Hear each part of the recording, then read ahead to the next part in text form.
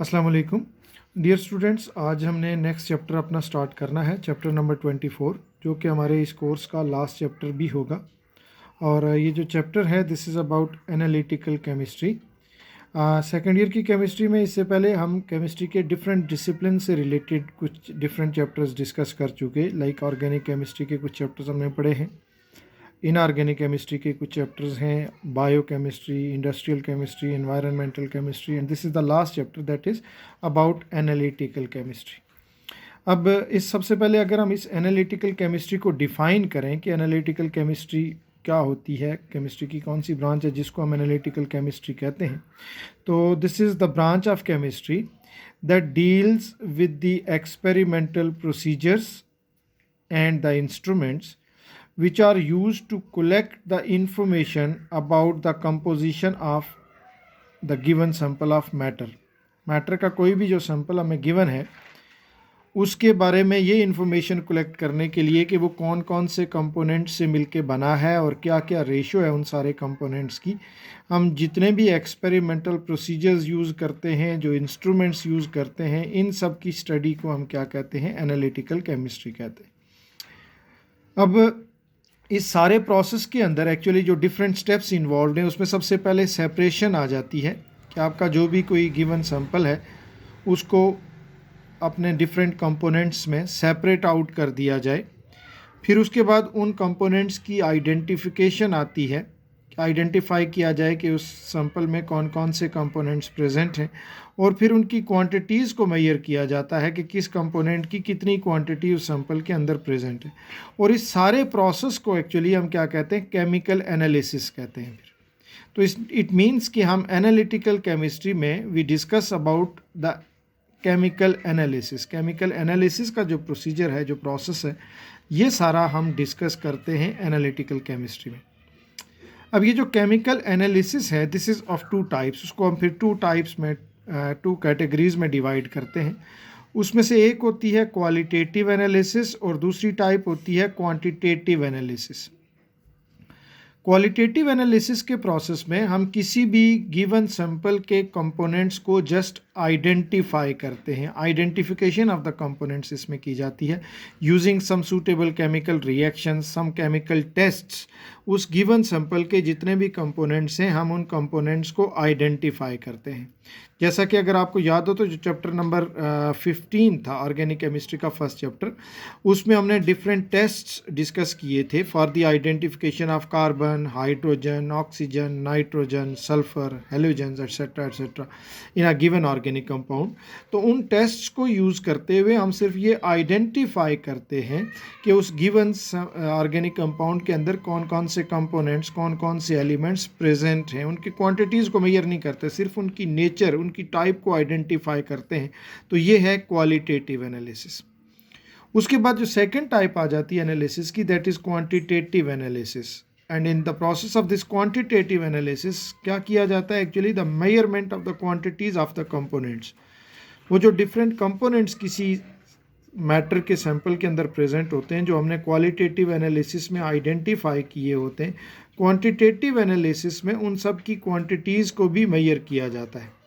उस given sample का एक फिक्स्ड मैस लिया जाता है और उसके अंदर जो डिफरेंट कंपोनेंट्स प्रेजेंट हैं उन सब की क्वांटिटीज़ को भी मेजर किया जाता है। और फिर इन क्वांटिटीज़ की जो हम जिन मेजरमेंट करते हैं उनको यूज़ करके फिर हम कुछ कैलकुलेशंस मैथमेटिकल करते हुए उस कंपाउंड का एक मोलिकुलर फार्मूला उसके लिए हम कैलकुलेट करते हैं कि उस गिवन कंपाउंड है अगर फॉर एग्जांपल तो उसका मोलिकुलर फार्मूला क्या हो। अब ये जो केमिकल एनालिसिस का प्रोसेस है इसके डिफरेंट मेथड्स होते हैं। एक उसमें है classical method of analysis, older conventional method of analysis है, जिसमें हमारी बुक में एक मेथड जो डिस्कस किया गया है combustion analysis. As the name indicates, एक certain quantity of the sample को बर्न किया जाता है और उससे जो डिफरेंट प्रोडक्ट्स प्रोड्यूस होते हैं उनको आइडेंटिफाई करके उनकी क्वांटिटीज़ को मेजर करके फिर उसकी मॉलिक्यूलर फार्मूला और उसकी स्ट्रक्चर के बारे में इंफॉर्मेशन डिराइव की जाती है। बट इस साल के रिड्यूस्ड कोर्स में ये जो क्लासिकल मेथड ऑफ एनालिसिस है वो इंक्लूडेड नहीं है। दूसरा हमारे पास है मॉडर्न मेथड ऑफ एनालिसिस। और मॉडर्न मेथड ऑफ एनालिसिस में हमने जो यहाँ पे मेथड डिस्कस करना है एक्चुअली वो कुछ स्पेक्ट्रोस्कोपिक मेथड्स हैं, स्पेक्ट्रोस्कोपिक टेक्निक्स हैं। तो बेसिकली हम ये कह सकते हैं कि for this years reduced syllabus इस चैप्टर में हमने इन डिटेल स्पेक्ट्रोस्कोपी को डिस्कस करना है। अब स्पेक्ट्रोस्कोपी एक एनालिटिकल मेथड है, एक एनालिटिकल प्रोसीजर है जिसमें हम क्या करते हैं, we study about the interaction of the electromagnetic radiations with the given sample of the matter। Matter का कोई भी जो सैंपल है जो हमें दिया गया है जिसको हमने एनालाइज करना है, उसके ऊपर हम डिफरेंट टाइप्स की इलेक्ट्रोमैग्नेटिक रेडिएशंस रेडिएट करते हैं और फिर उन इलेक्ट्रोमैग्नेटिक रेडिएशंस के साथ उसका जो इंटरेक्शन होता है हम उस इंटरेक्शन को स्टडी करते हैं। सो इन spectroscopy we study the interaction of electromagnetic radiations with the given sample of matter। अब अगर नेक्स्ट हम ये डिस्कस कर लें कि ये इलेक्ट्रोमैग्नेटिक रेडिएशंस क्या चीज़ होती है, तो basically electromagnetic radiations R radiation energy, radiant form of the energy भी इसको हम कहते हैं। लाइट जैसे कि लाइट है एनर्जी की एक फॉर्म है, लाइट की रेज रेडिएशंस होती हैं और वो एनर्जी की एक फॉर्म है। सिमिलरली ये जो इलेक्ट्रोमैग्नेटिक रेडिएशंस हैं वो रेडिएशन एनर्जी की एक फॉर्म है, रेडिएंट फॉर्म ऑफ एनर्जी है। और ये जितनी भी इलेक्ट्रोमैग्नेटिक रेडिएशंस होती हैं they have got a dual nature. Dual nature का मतलब क्या है, wave particle nature. They show some of the characteristics like waves and they also show some of the characteristics like material particles. और ये जो electromagnetic radiations होती हैं they all consist of the small discrete packets of energy, जिनको हम या तो photons कहते हैं या क्वांटा कहते हैं। ये वो पैकेट्स ऑफ एनर्जी हैं जो इन इलेक्ट्रोमैग्नेटिक रेडिएशंस के अंदर प्रेजेंट होते हैं। और ये जो फोटॉन्स हैं या क्वांटा हैं ये मटेरियल पार्टिकल्स की तरह भी बिहेव करते हैं और ये रेडिएशंस वेव्स की तरह भी बिहेव करती हैं। सो हम कहते हैं कि ये जो इलेक्ट्रोमैग्नेटिक रेडिएशंस हैं they have got a dual nature, और वो मटेरियल पार्टिकल्स और वेव्स दोनों की प्रॉपर्टीज़ शो करती हैं। Now depending upon the ranges of wavelengths, depending upon the ranges of frequencies, या हम कह सकते हैं depending upon the range of wave number, or even on the basis of a particular ranges of energy, हम ये जो electromagnetic radiations का spectrum है इसको डिफरेंट रीजन्स में क्लासिफाई करते हैं, डिफरेंट रीजन्स में डिवाइड करते हैं। या हम कह सकते हैं कि हम इलेक्ट्रोमैग्नेटिक रेडिएशंस को क्लासिफाई करते हैं डिफरेंट टाइप्स पे, और ये क्लासिफिकेशन जो उनकी होती है ये हम किसी भी बेस पे कर सकते हैं, on the basis of frequency, on the basis of wavelength, on the basis of wave number, और even on the basis of their energies. और वो जो इलेक्ट्रोमैग्नेटिक रेडिएशंस के स्पेक्ट्रम के अंदर जो डिफरेंट टाइप्स की रेडिएशंस होती हैं, जो डिफरेंट रीजन्स होते हैं, उसमें अगर हम देखें तो कॉस्मिक रेज होती हैं, गैमा रेज होती हैं, एक्स रेज हैं, अल्ट्रा वायलेट रेज हैं, विजिबल रेडिएशन हैं या विजिबल लाइट जिसको हम कहते हैं, then we have infrared rays, microwaves, radio waves. तो ये सारी डिफरेंट टाइप्स की इलेक्ट्रोमैग्नेटिक रेडिएशंस हैं या ये डिफरेंट रीजन्स हैं इलेक्ट्रोमैग्नेटिक स्पेक्ट्रम के। और इन सारी रेडिएशंस को हम क्लासिफाई करते हैं on the base in these different regions on the basis of their frequency, on the basis of their wavelength, और on the basis of their wave number, और even on the basis of their energy. किसी एक factor के base पे हम उनको different categories में, different proper classes में, डिफरेंट रीजन्स में डिवाइड करते हैं। ये तो हो गया कि इलेक्ट्रोमैग्नेटिक रेडिएशंस क्या हैं और इलेक्ट्रोमैग्नेटिक स्पेक्ट्रम क्या होता है, उसमें कौन कौन सी टाइप की रेडिएशंस प्रेजेंट होती हैं। नेक्स्ट है प्रिंसिपल ऑफ स्पेक्ट्रोस्कोपी। अब प्रिंसिपल ऑफ स्पेक्ट्रोस्कोपी में बेसिकली हमने डिस्कस करना है कि ये स्पेक्ट्रोस्कोपिक का जो मेथड है इसका प्रिंसिपल क्या है, ये कैसे वर्क करता है, या ये कैसे हमें इंफॉर्मेशन प्रोवाइड करता है about the given sample of the matter. तो इन दिस स्पेक्ट्रोस्कोपी जो भी हमारा कोई गिवन सैंपल होता है मैटर का जिसको हमने एनालाइज करना होता है, we expose it to a particular type of electromagnetic radiations.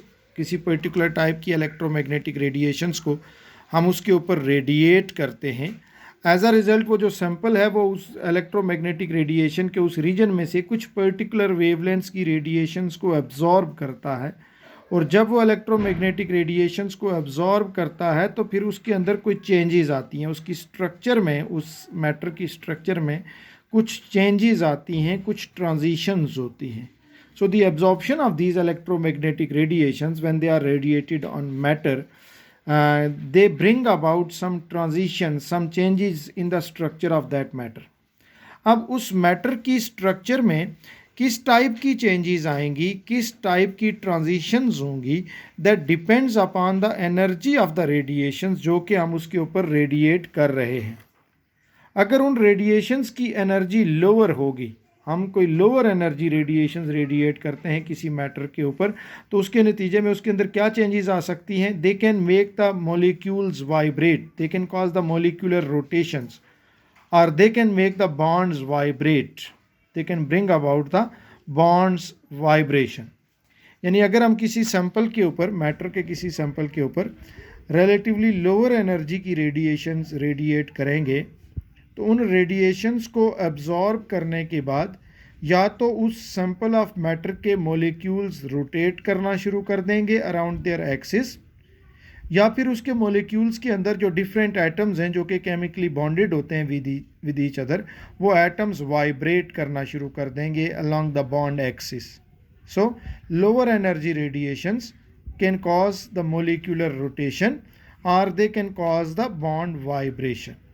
Whereas अगर हम रिलेटिवली हायर एनर्जी की रेडिएशंस रेडिएट करेंगे on any given sample of matter, so they can either cause the excitation of electrons, electronic excitation उससे होगी, या फिर bond cleavage हो जाएगा. यानी अगर हम हायर एनर्जी रेडिएशंस रेडिएट करें मैटर के किसी सैंपल के ऊपर, तो उन हायर एनर्जी रेडिएशंस को एब्जॉर्ब करने से या तो उसके जो लोअर एनर्जी इलेक्ट्रॉन्स हैं वो एक्साइट होके हायर एनर्जी लेवल्स में प्रोमोट हो जाएंगे, या फिर उसके अंदर जो डिफरेंट बॉन्डेड एटम्स हैं वो अलॉन्ग द बॉन्ड्स ब्रेक हो जाएंगे और बॉन्ड क्लीवेज होगा. तो higher energy radiations can cause electronic excitations और they can cause bond cleavage. तो ये तो हो गया प्रिंसिपल स्पेक्ट्रोस्कोपी का, कि जब हम डिफरेंट टाइप्स की इलेक्ट्रोमैग्नेटिक रेडिएशंस रेडिएट करेंगे on a given sample of matter, तो वो मैटर उन इलेक्ट्रोमैग्नेटिक रेडिएशंस को एब्जॉर्ब करेगा, and depending upon the energy of those radiations उसके अंदर डिफरेंट चेंजेस आएंगी, डिफरेंट ट्रांजिशंस आएंगी. अगर हम लोअर एनर्जी रेडिएशंस यूज़ कर रहे होंगे तो उसके मॉलिक्यूल्स रोटेट करना स्टार्ट कर देंगे या उसके बॉन्ड्स वाइब्रेट करना स्टार्ट कर लेंगे. अगर हम ज़्यादा हायर एनर्जी की रेडिएशंस यूज़ करेंगे तो फिर उसके बाद उसके इलेक्ट्रॉन्स की एक्साइटेशन भी हो सकती है आफ्टर एब्जॉर्बिंग दो हायर एनर्जी रेडिएशंस, या फिर उसके इवन बॉन्ड क्लीवेज भी हो सकता है, उसके बॉन्ड्स भी ब्रेक हो सकते हैं. अब इन इलेक्ट्रोमैग्नेटिक रेडिएशंस के इंटरेक्शन को with different samples of matter study करने के लिए जो इंस्ट्रूमेंट हम यूज़ करते हैं उसको हम स्पेक्ट्रोफोटोमीटर कहते हैं. स्पेक्ट्रोफोटोमीटर या सिंपली स्पेक्ट्रोमीटर भी समटाइम्स हम इसको बोलते हैं. The instrument, the operators which is use to measure the absorbance of electromagnetic radiations by a given sample of matter. अब अगर इस स्पेक्ट्रोफोटोमीटर की कंस्ट्रक्शन हम देखें, इसके क्या क्या कंपोनेंट्स हैं और वो क्या क्या काम करते हैं, तो फर्स्ट कंपोनेंट इसका होता है सोर्स ऑफ रेडिएशन. उस स्पेक्ट्रोफोटोमीटर में कोई इलेक्ट्रोमैग्नेटिक रेडिएशंस का सोर्स लगा होता है जो किसी पर्टिकुलर टाइप की रेडिएशंस प्रोड्यूस करता है, रिलीज़ करता है, जो भी हमें यूज़ करनी होती हैं. लाइक वो उसमें अगर इंफ्रारेड रेडिएशंस यूज़ करनी है तो आईआर जनरेटर होगा, अगर हमें माइक्रोवेव्स यूज़ करनी है तो माइक्रोवेव्स प्रोड्यूस करेगा वो. तो जिस भी टाइप की रेडिएशंस यूज़ करनी है उसमें एक सोर्स है जो उस पर्टिकुलर टाइप की इलेक्ट्रोमैग्नेटिक रेडिएशंस को यूज़ करेगा. सेकेंड उसका जो कंपोनेंट है मोनोक्रोमेटर. मोनोक्रोमेटर जो है वो ये क्या करता है कि वो जो भी रेडिएशन उस सोर्स ने प्रोड्यूस की हैं वो उनमें से एक पर्टिकुलर फ्रीक्वेंसी या एक particular range of the wavelength की रेडिएशंस को पास करेगा, बाकी सबको फिल्टर आउट कर लेगा. यानी ये एक फ़िल्टर का काम करेगा और किसी डिज़ायर्ड वेवलेंथ रेंज की रेडिएशंस को अपने थ्रू पास होने देगा, बाकी सारी रेडिएशंस को ब्लॉक कर लेगा, फ़िल्टर आउट कर लेगा.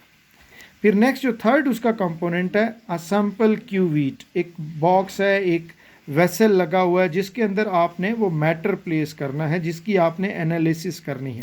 और यहाँ से ये मोनोक्रोमेटर ने जो एक सिलेक्टेड वेवलेंथ की रेडिएशंस प्रोड्यूस की है, रिलीज़ की हैं या सिलेक्ट की हैं, उनको फिर हम इस सैंपल में से, उस मैटर में से पास करेंगे जिसको हमने एनालाइज करना है। फिर उसके बाद एक डिटेक्टर लगा होता है।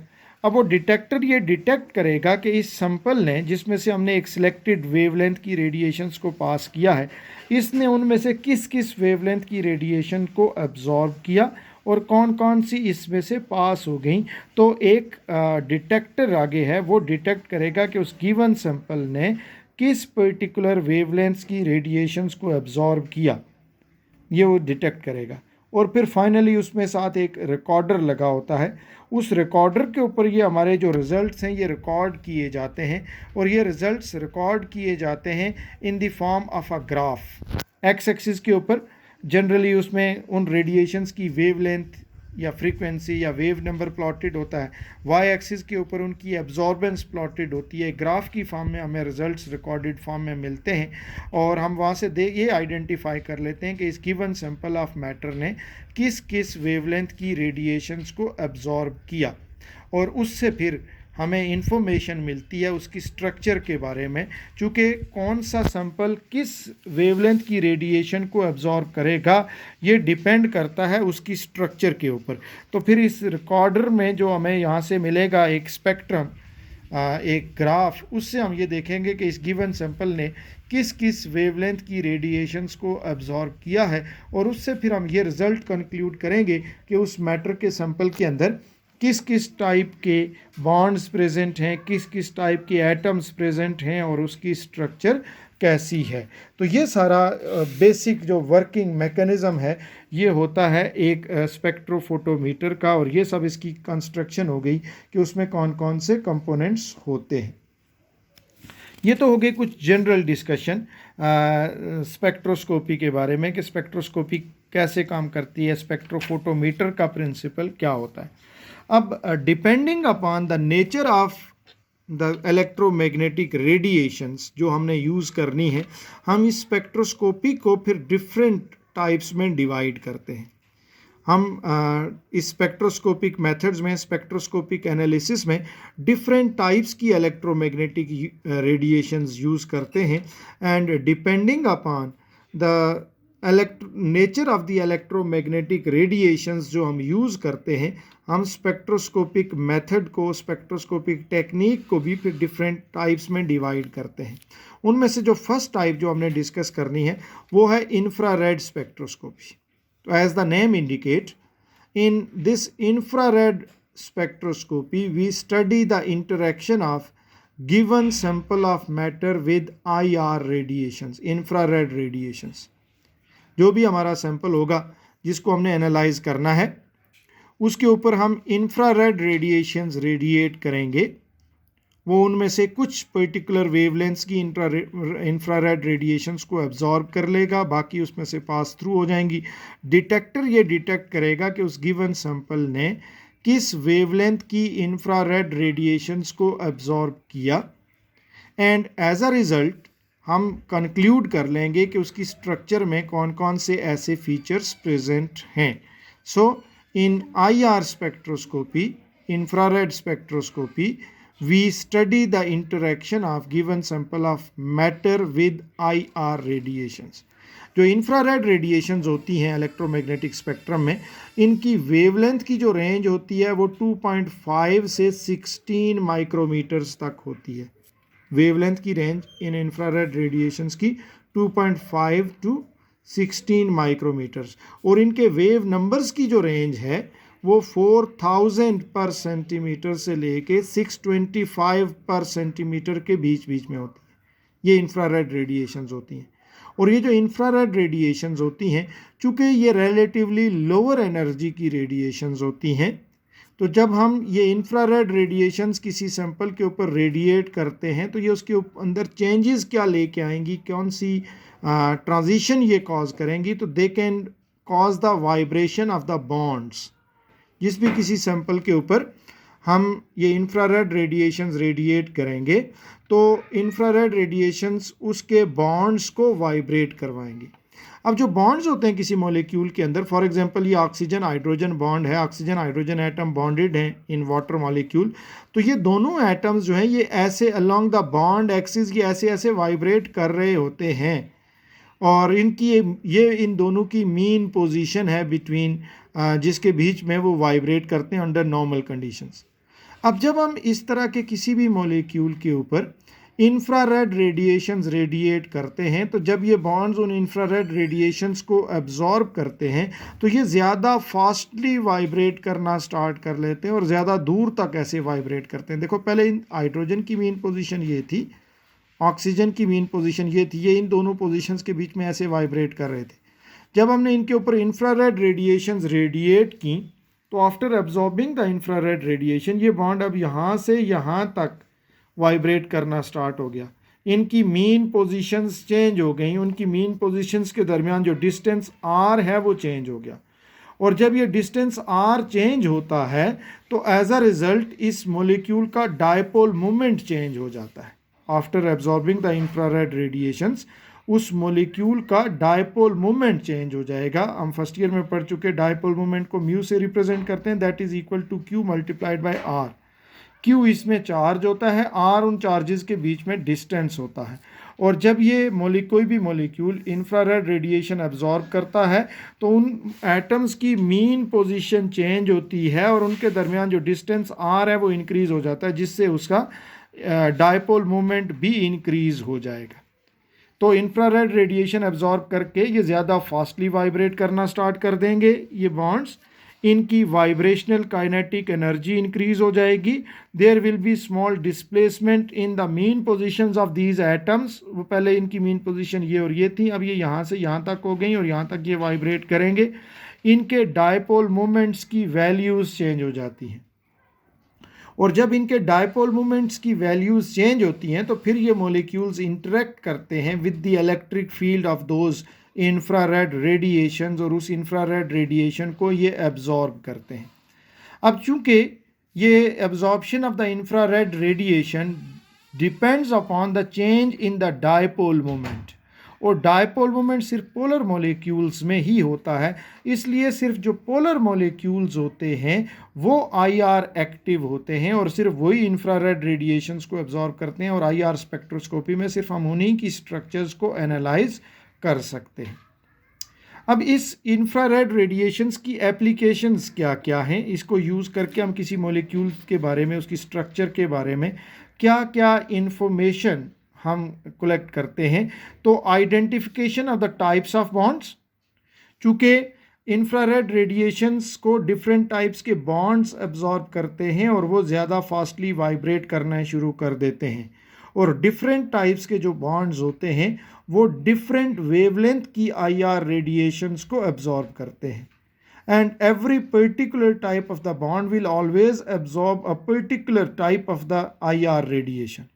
तो इसलिए हमें पता चल जाएगा कि इस गिवन मॉलिक्यूल ने, सैंपल ने इस वेवलेंथ की आईआर रेडिएशंस को एब्जॉर्ब किया है, इसका मतलब इसकी स्ट्रक्चर में ये बॉन्ड्स प्रेजेंट हैं। तो यानी हम using the infrared spectroscopy we can identify the different types of bonds present in a molecule of that given sample of the matter जिसको हम एनालाइज कर रहे होते हैं और एज अ रिजल्ट फिर हम आइडेंटिफाई कर लेते हैं फंक्शनल ग्रुप्स को। चूँकि oxygen hydrogen bond OH group में होता है जो अल्कोहलिक फंक्शनल ग्रुप है, nitrogen hydrogen bonds amino group में होते हैं जो अल्काइल अमाइंस में होते हैं। तो this is how using this IR spectroscopy we can identify the functional groups, different types of the functional groups which are present in a particular type of the molecule जो हमें given है analysis के लिए।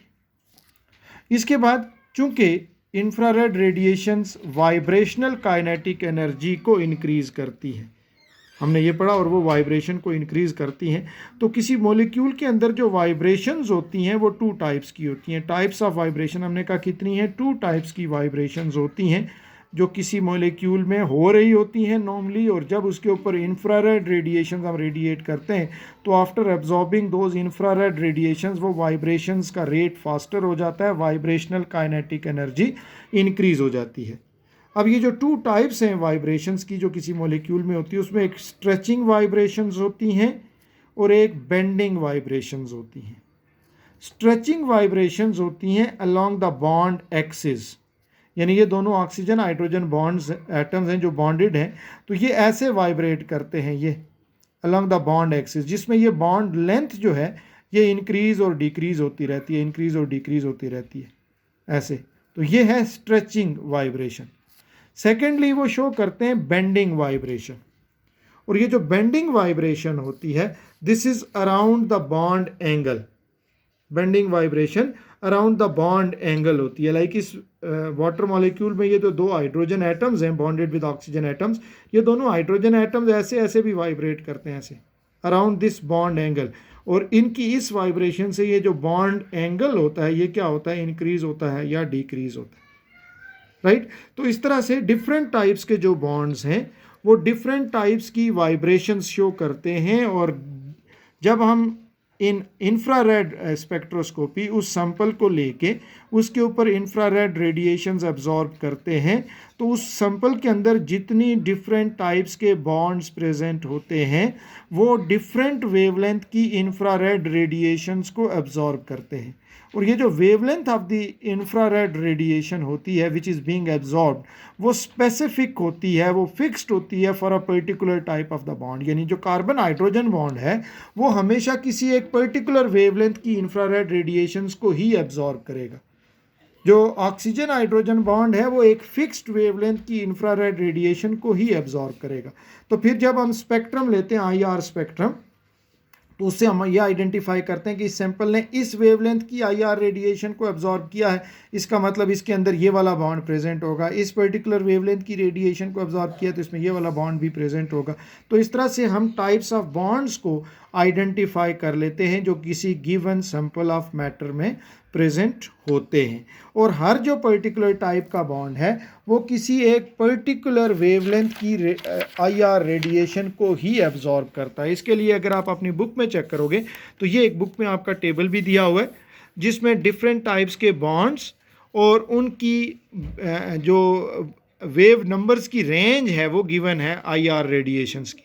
Like carbon hydrogen bonds जो होते हैं alkanes, alkenes और aromatic hydrocarbons के अंदर, वो हमेशा 2840 से 3095 पर सेंटीमीटर के बीच बीच जो वेव नंबर की IR रेडिएशंस हैं उन्हीं को एब्जॉर्ब करेगा। Carbon carbon double bond 1610 to 1680 की रेंज में एब्जॉर्ब करता है। कार्बन ऑक्सीजन डबल बॉन्ड जो है वो 1680 टू 1750 की रेंज में एब्जॉर्ब करता है।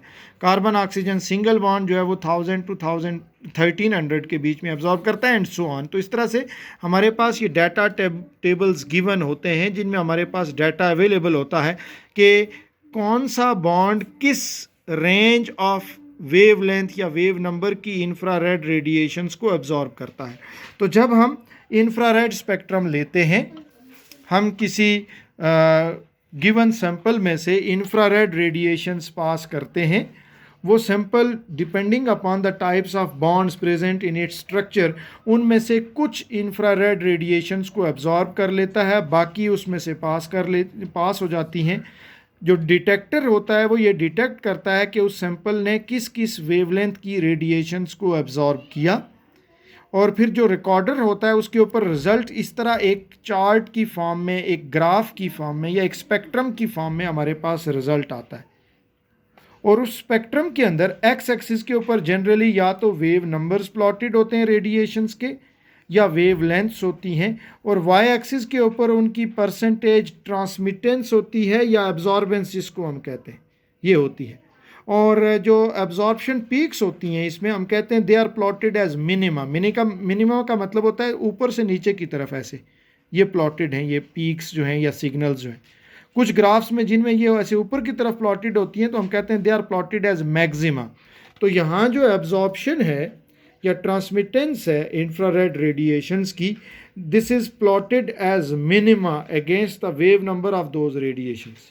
तो इस तरह का हमारे पास एक ग्राफ, एक स्पेक्ट्रम आ जाता है, और उस स्पेक्ट्रम से फिर यहाँ से हम आइडेंटिफाई करते हैं कि ये पीक है, एब्जॉर्प्शन पीक एक आ रही है, तो यहाँ से हम इसका वेव नंबर देखेंगे कि इस वेव नंबर की रेडिएशन एब्जॉर्ब हो रही है, और यहाँ से हम उसकी एब्जॉर्बेंस देखेंगे कि उसकी कितनी अमाउंट एब्जॉर्ब हो रही है।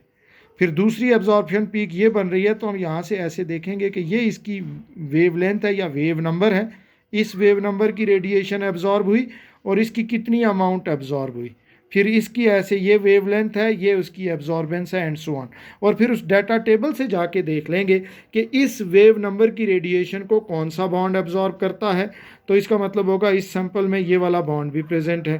फिर देखेंगे कि इस वेव नंबर की रेडिएशन को कौन सा बॉन्ड एब्जॉर्ब करता है टेबल में, इसका मतलब इस हमारे सैंपल में ये वाला बॉन्ड भी प्रेजेंट है। फिर ये है, इस तरह से वन बाय वन जितनी उसमें एब्जॉर्प्शन पीक्स बनेंगी, ये जो ऊपर से नीचे की तरफ ये बन रही हैं, जिनको हम सिग्नल्स भी कहते हैं, हर एक की हम यहाँ से वेव नंबर नोट करेंगे, उनकी एब्जॉर्बेंस नोट करेंगे और डाटा टेबल से जाके हम ये चेक कर लेंगे कि इस वेवलेंथ की रेडिएशन को कौन सा बॉन्ड एब्जॉर्ब करता है, इसको कौन एब्जॉर्ब करता है, इसको कौन एब्जॉर्ब करता है, इसको कौन करता है। इससे हमें पता चल जाएगा कि उस गिवन सैंपल ऑफ मैटर की स्ट्रक्चर में कौन कौन सी टाइप्स के बॉन्ड्स प्रेजेंट हैं। राइट जी। अच्छा, अब ये जो ग्राफ होता है हमारा, ये जिसको हम स्पेक्ट्रम कहते हैं, IR स्पेक्ट्रम, ये जो फिगर हमारे पास बनी हुई है, जनरली जो मॉलिक्यूल्स जिनकी स्ट्रक्चर काफ़ी सिंपलर भी होती है, उनके ये जो IR स्पेक्ट्रा होते हैं ये काफ़ी कॉम्प्लेक्स होते हैं। यानी मॉलिक्यूल बड़ा सिंपलर होता है, उसमें कोई 2-3 टाइप्स के बस बॉन्ड्स होते हैं, लेकिन जब हम उसका IR स्पेक्ट्रम लेते हैं तो उसमें ये जो एब्जॉर्प्शन सिग्नल्स मिलते हैं हमें, ये बहुत सारे मिलते हैं। उसकी डिफरेंट रीजंस होती हैं। रीजंस ये होती हैं कि पहली बात तो ये कि वाइब्रेशंस जो हैं वो डिफरेंट टाइप्स की होती हैं। वो बेंडिंग वाइब्रेशंस भी होती हैं, वो स्ट्रेचिंग वाइब्रेशंस भी होती हैं।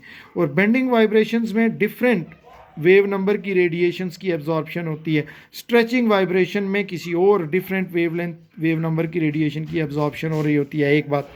दूसरी बात ये कि जब ये किसी मॉलिक्यूल के बॉन्ड्स वाइब्रेट करते हैं तो वो एक दूसरे के साथ इंटरेक्ट भी करते हैं, उनकी वाइब्रेशंस एक दूसरे के साथ इंटरेक्ट भी करती हैं और समटाइम्स वो एक दूसरे की वाइब्रेशन को एक्सेलरेट करती हैं, एनहेंस करती हैं, और समटाइम्स वो एक दूसरे की वाइब्रेशन को फिर क्या करती हैं, रेजिस्ट भी करती हैं, जिससे भी वो जो रेडिएशन जिनकी एब्जॉर्प्शन हो रही है उनकी वेवलेंथ और उनकी वेव नंबर जो है वो क्या होता है, वो चेंज होता है। इसलिए जो मॉलिक्यूल होता है समटाइम बड़ा सिंपलर होता है, लेकिन उसका IR स्पेक्ट्रम काफ़ी कॉम्प्लेक्स होता है, उसमें बहुत सारे एब्जॉर्प्शन पीक्स, एब्जॉर्प्शन सिग्नल हमें नज़र आ रहे होते हैं।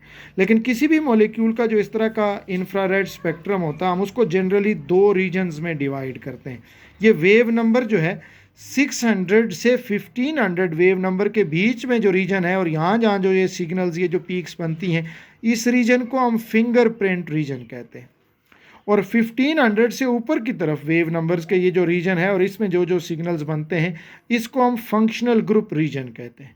यानी जो डिफरेंट टाइप्स के फंक्शनल ग्रुप्स होते हैं, OH ग्रुप है, अमाइनो ग्रुप है, कार्बोनाइल ग्रुप है, एट्सेट्रा एट्सेट्रा, उन सब की जो एब्जॉर्प्शन पीक होती है वो मोस्टली 1500 से ऊपर ही आती है। यानी वो 1500 से ज़्यादा वेव नंबर की रेडिएशन को एब्जॉर्ब करते हैं। और चूंकि एक ही फंक्शनल ग्रुप डिफरेंट मॉलिक्यूल्स में प्रेजेंट हो सकता है, इसका मतलब ये जो ये जो फंक्शनल ग्रुप रीजन की ये सिग्नल्स हैं, पीक्स हैं, ये डिफरेंट मॉलिक्यूल्स के अंदर एक जैसे हो सकते हैं। क्योंकि OH ग्रुप बहुत सारे मॉलिक्यूल्स में हो सकता है, तो जिस भी मॉलिक्यूल में OH ग्रुप होगा उसकी स्पेक्ट्रम में एक OH ग्रुप वाला सिग्नल एक जैसा सब में प्रेजेंट होगा। तो लेकिन ये जो फिंगरप्रिंट रीजन होता है ये हर मॉलिक्यूल का स्पेसिफिक होता है, डिफरेंट होता है, और कोई से 2 मॉलिक्यूल्स का ये फिंगरप्रिंट रीजन सिमिलर नहीं हो सकता। जिस तरह इंसानों में से कोई 2 इंसानों के फिंगरप्रिंट्स एक जैसे नहीं हो सकते, कोई से भी 2 मॉलिक्यूल्स का फिंगरप्रिंट रीजन सिमिलर नहीं हो सकता। ये तो हमेशा डिफरेंट ही रहेगा हर एक पर्टिकुलर मॉलिक्यूल के लिए। लेकिन ये जो रीजन है, ये इसके कुछ सिग्नल्स डिफरेंट मॉलिक्यूल्स में सेम हो सकते हैं, जिनके फंक्शनल ग्रुप्स एक जैसे होंगे, तो उसमें उनके ये जो एब्जॉर्प्शन पीक्स हैं वो भी क्या होंगी, सेम होंगी। जनरल लेवल की जब हम आइडेंटिफिकेशन कर रहे होते हैं तो हम सिर्फ फोकस करते हैं इस फंक्शनल ग्रुप रीजन के ऊपर, और उससे हम उस मॉलिक्यूल की क्लास, उसकी होमोलोगस सीरीज़ को आइडेंटिफाई करते हैं कि ये अल्कोहल है, एल्डिहाइड है, कार्बोक्सिलिक एसिड है, क्या है। लेकिन जब बिल्कुल एक नया मॉलिक्यूल हमारे पास आता है जिसकी हमें एनालिसिस करनी होती है, तो फिर फंक्शनल ग्रुप रीजन के साथ साथ हमें उसके इस फंक्शनल फिंगरप्रिंट रीजन को भी कंसीडर करना होता है और इसकी सारी डिटेल स्ट्रक्चरल एनालिसिस फिर हमें करनी होती है। अब ये जो हमारे इंफ्रारेड स्पेक्ट्रोस्कोपी है, इसकी एक एग्जांपल अगर हम देखें जो आपकी बुक में गिवन है, तो यहाँ एक प्रोपेनोन एक मॉलिक्यूल है, एसीटोन भी जिसको हम कहते हैं, ये उसकी स्ट्रक्चर है CH3 C double bond O CH3। इसका इंफ्रारेड स्पेक्ट्रम हमारी बुक में दिया गया है। अब अगर हम इस मॉलिक्यूल को देखें कि इसमें कितनी टाइप्स के बॉन्ड्स हैं, तो कार्बन कार्बन बॉन्ड्स इसमें प्रेजेंट हैं 1, कार्बन हाइड्रोजन बॉन्ड्स प्रेजेंट हैं 2, और carbon oxygen double bond present है। तो इसमें टोटल 3 टाइप्स के बॉन्ड्स प्रेजेंट है। लेकिन जब हम इसका ये IR स्पेक्ट्रम देखते हैं उस प्रोपेनोन का, तो आप देख सकते हो इसमें तो बहुत सारे एब्जॉर्प्शन पीक्स हैं, बहुत सारे एब्जॉर्प्शन सिग्नल हैं। मैं ये आपको एक्सप्लेन कर चुका कि उसकी रीज़न क्या है। एक तो वाइब्रेशंस डिफरेंट टाइप्स की होती हैं, स्ट्रेचिंग भी है, बेंडिंग भी है, एट्सेट्रा एट्सेट्रा। नंबर 2, वो वाइब्रेशंस, एक बॉन्ड की वाइब्रेशन दूसरे बॉन्ड की वाइब्रेशन के साथ इंटरेक्ट भी करती है, उससे भी उनकी wavelength, wave numbers of the absorption change होती हैं। बट फिर हमने कहा कि जो फंक्शनल ग्रुप रीजन होता है वो कहीं 1500 से ऊपर होता है। ये फंक्शनल ग्रुप रीजन है, 1500 से नीचे ये उसका फिंगरप्रिंट रीजन है। नॉर्मल जनरल लेवल की आइडेंटिफिकेशन में हम यहाँ फोकस करते हैं फंक्शनल ग्रुप रीजन में। और अगर हम देखें इसके फंक्शनल ग्रुप रीजन को, तो इसमें 2 ही मेजर पीक्स हैं। एक हमें ये मिल रही है 1720 के ऊपर, एक हमें मिल रही है 3000 के ऊपर। ये 2 मेजर सिग्नल्स, 2 मेजर पीक्स हमें फंक्शनल ग्रुप रीजन में मिलती हैं, 1720 पे और 3000 पे।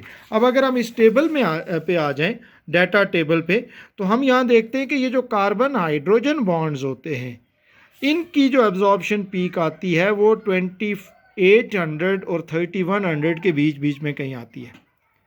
तो उसमें प्रोपेनोन के सिग्नल में जो उसके स्पेक्ट्रम में ये जो पीक आई है एट 3000, इसका मतलब ये कार्बन हाइड्रोजन बॉन्ड्स का सिग्नल है, कार्बन हाइड्रोजन बॉन्ड की एब्जॉर्प्शन पीक है। और दूसरी फंक्शनल ग्रुप रीजन में जो मेजर पीक है वो ये है एट 1720। तो 1720 पे जो एब्जॉर्प्शन पीक आती है वो आती है कार्बोनाइल ग्रुप की, C डबल बॉन्ड O जो है एल्डिहाइड कीटोन्स का, ये 1680 टू 1750 के बीच बीच में इसका सिग्नल आता है। तो ये हमारे इस केस में सिग्नल आया है 1720 पे।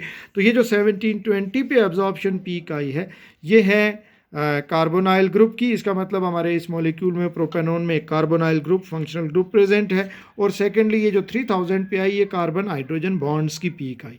अब अगर हम इसकी स्ट्रक्चर पे देखें तो कार्बन ऑक्सीजन डबल बॉन्ड वो तो एक ही है, जबकि कार्बन हाइड्रोजन बॉन्ड्स तो 6 हैं। लेकिन सिग्नल्स की स्ट्रेंथ देखें तो जो कार्बोनाइल ग्रुप का जो सिग्नल है, जो पीक है, वो बड़ा स्ट्रांग है, ब्रॉड सी पीक है ऐसे। लेकिन उसके मुकाबले में कार्बन हाइड्रोजन बॉन्ड्स की पीक नैरो है, हालांकि उनका नंबर ज़्यादा है। तो इसलिए ये एक चीज़ यहाँ से ये भी क्लियर होती है कि जो स्ट्रेंथ ऑफ द सिग्नल है, स्ट्रेंथ ऑफ द पीक है, वो बॉन्ड्स की टाइप पे, बॉन्ड्स की नेचर पे डिपेंड करती है, वो उनके नंबर पे डिपेंड नहीं करती। तो इस तरह से जब हम किसी भी मॉलिक्यूल का, किसी सैंपल का IR स्पेक्ट्रम लेंगे, इस तरह का हमें स्पेक्ट्रम मिलेगा। जो भी उसमें एब्जॉर्प्शन पीक्स होंगी हम वहाँ से नोट कर लेंगे कि इसमें किस किस वेव नंबर की IR रेडिएशन की एब्जॉर्प्शन हुई है। फिर जाके डाटा टेबल से हम देख लेंगे कि इस वेवलेंथ, इस वेव नंबर की रेडिएशन को कौन सी टाइप का बॉन्ड एब्जॉर्ब करता है, और उससे हम फिर आइडेंटिफाई कर लेंगे कि हमारे उस मॉलिक्यूल में कौन कौन सी टाइप्स के बॉन्ड्स प्रेजेंट हैं, उसकी स्ट्रक्चर कैसी है। फॉर एग्जांपल मैं अगर एक सिंपल सी और एग्जांपल आपको दे दूं, तो लाइक हमारे पास एक मॉलिक्यूलर फार्मूला है, हमने क्वालिटेटिव एनालिसिस की, क्वांटिटेटिव एनालिसिस की और मॉलिक्यूलर फार्मूला कैलकुलेट कर लिया, और मॉलिक्यूलर फार्मूला आया C2H6O। ये उसका मॉलिक्यूलर फार्मूला सपोज हमें पता चल गया। अब जब हम इसकी स्ट्रक्चर ड्रा करेंगे तो 2 पॉसिबल स्ट्रक्चर्स इसकी हो सकती हैं। इसकी एक पॉसिबल स्ट्रक्चर ये हो सकती है और ये अल्कोहल हो सकता है, और दूसरी पॉसिबल स्ट्रक्चर इसकी जो है वो ये वाली होगी और ये एक ईथर हो सकता है। तो अब ये हमें पता चल गया कि इसका मॉलिक्यूलर फार्मूला ये है। हमने अब नेक्स्ट ये आइडेंटिफाई करना है कि ये जो हमारा को मॉलिक्यूल है ये एथेनॉल है या डाईमीथाइल ईथर है। अब ये आइडेंटिफाई करने के लिए हम फिर उसका IR स्पेक्ट्रम लेंगे, और अगर उसके IR स्पेक्ट्रम में फॉर एग्जांपल जो मेजर हमारा फंक्शनल ग्रुप रीजन में सिग्नल आता है, एब्जॉर्प्शन पीक आती है, अगर वो आती है 32-30 और 35-50 के बीच में, तो इसका मतलब है ये ऑक्सीजन हाइड्रोजन बॉन्ड की पीक है और ये कोई अल्कोहल है। लेकिन अगर वो हमारे पास जो पीक आती है वो आती है 1000 और 1300 के बीच में, मेजर पीक जो आती है फंक्शनल ग्रुप की, तो इसका मतलब उसमें कार्बन ऑक्सीजन बॉन्ड प्रेजेंट है, जो किस केस में है, जो ईथर्स के केस में है। तो इसका मतलब अब वो ईथर होगा। तो इस तरह से हम आइडेंटिफाई कर लेंगे यूजिंग IR स्पेक्ट्रोस्कोपी कि हमारा जो गिवन सैंपल है उसकी स्ट्रक्चर कैसी है, उसमें किस टाइप के बॉन्ड्स प्रेजेंट हैं और उसमें कौन सी टाइप के फंक्शनल ग्रुप प्रेजेंट है। राइट जी। तो अब इसके मुताबिक आप अपनी बुक से इस टॉपिक को रीड कीजिए, और उम्मीद है आपको ये सारी चीज़ें क्लियर होंगी। जो कोई प्रॉब्लम्स होंगे वो आप मुझसे डिस्कस कर सकते हैं। अल्लाह हाफ़िज़।